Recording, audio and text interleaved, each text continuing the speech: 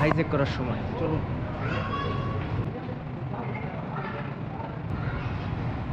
চল, বহুত হয়েছে, এখন হচ্ছে বাসায় যাই।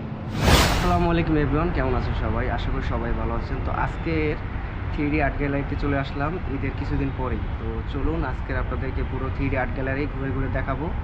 তো ভিতরে কি হয় ওইটুকু দেখানোর চেষ্টা করবো আপনাদেরকে। তো চলুন আমরা যাই। তো এখন সেফটির জন্য শু কভার করতে হইতে আছে, উঠে নেই আমার জুতো।